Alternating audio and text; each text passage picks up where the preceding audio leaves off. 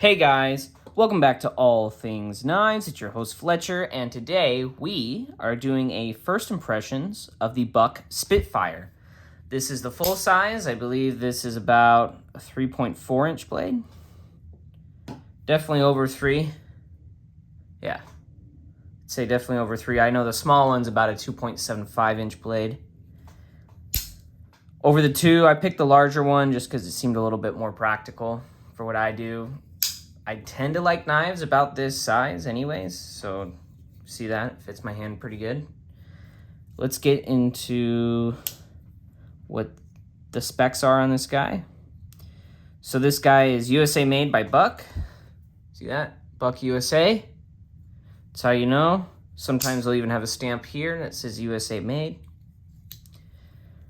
We got a not so deep carry clip with a lanyard hole. It's Buck, so kind of what you get, but I don't actually mind about half an inch sticking out. You do have a thumb opening hole, which I really like, which is perfect for a backlock combo. There is a choil, which I don't think is really designated as a finger choil, but I do think it is a choil to close the knife how you would Spyderco style. See that? People with kind of thicker fingers, beware. Looks like there is kind of a brushed stainless steel. It might be aluminum just because of the weight. Either way, it is metal scales. Actually, I do think it's aluminum because I dropped this on the concrete the other day. I don't know if you guys can see that. The floors in my fourplex that I rent with my wife are concrete, and so I don't know if you can see that, but I dropped it and it got dented relatively easy. Now steel would do that too, but this centerpiece is less dented, if about the same, and this is anodized aluminum backspacer for sure. To get that color, I'm pretty sure you'd have to anodize it. It doesn't look like a Cerakote. The steel on the blade is their normal 420. Which I actually like. I have had, some people haven't had very good experiences with it. I have, actually. And so I actually tend to like it. I have sharpened plenty of it, and it sharpens well and really easy. And this is a $45 knife. So for $45, I'm getting USA made. Yes, it is 420 high carbon, but it's Buck's 420 high carbon. So it's a decent budget entry.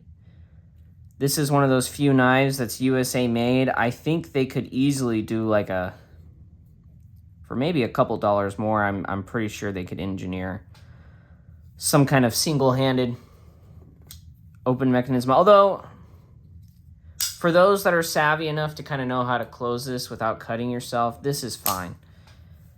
But I will say for the average person, I think that might be a problem. Personally, for me, I actually really like the whole choil backlock, mid-backlock system. I think it makes for really cheap, simple to make knives that are easy to manipulate. Now I will say, I wish they went a little thinner on this guy behind the edge. It's somewhat thick, but I think for kind of what they're going for is a little bit of a beefier EDC knife that stands up a little better. I do think this would probably actually be a very good candidate for a regrind on the hollow grind. Bring it up to like right there, right before the little slit.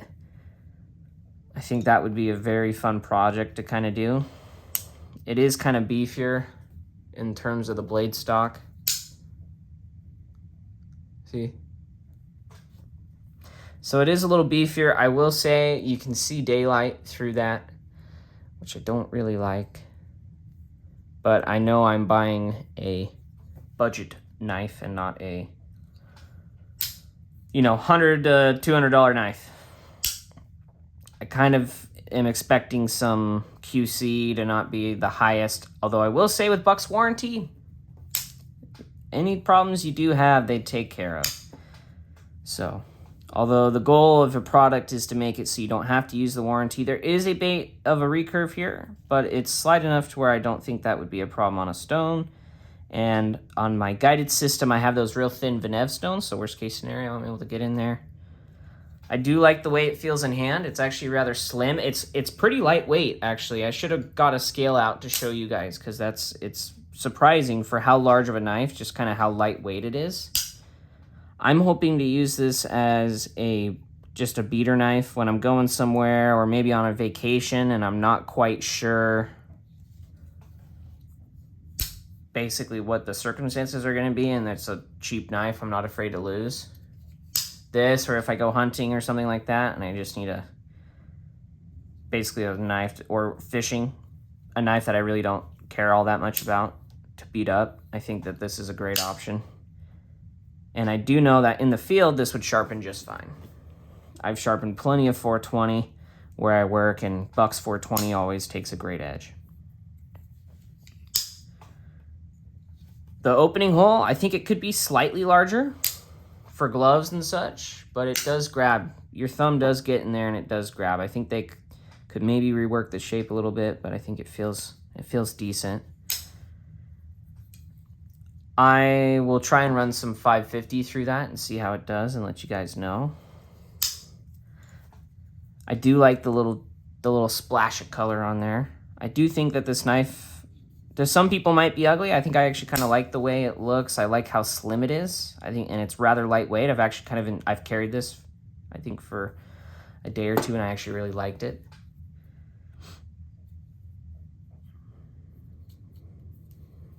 I believe it's T. That kind of looks like.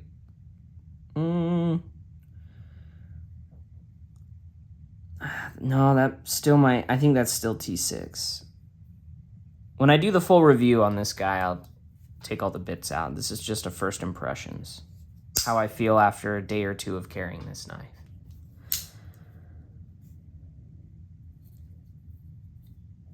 Thanks for watching, guys. Let me know down below if you own one of these and if you like it. If you thought of picking one up, let me know. I'm really excited to try this guy out. And if I do a carry of 420 high carbon, because I am slowly accumulating knives that are either analogs of it or actually are 420 high carbon, I think this would definitely be a good candidate for the carry. I will also say I do have a testing video of Buck's 420 high carbon on one of their Bantam knives, and it's one of the earlier videos on my channel. If you go to, I believe, Knife Steel Testing playlist on my channel, it should be under there. If not, Steel Reviews are going to be a good place to look. I'm really excited to see how this guy does. I think it's a good budget option for those of you out there who want to support US makers but don't have a whole lot of money. Let me know what you guys think down below. If you aren't subscribed, please hit that subscribe button. If you aren't getting notifications for my videos and you would like to, hit that notification bell. I do post weekly, if not multiple times a week, and if you like knife content, I'm your guy. So as always, guys, don't you forget to stay sharp.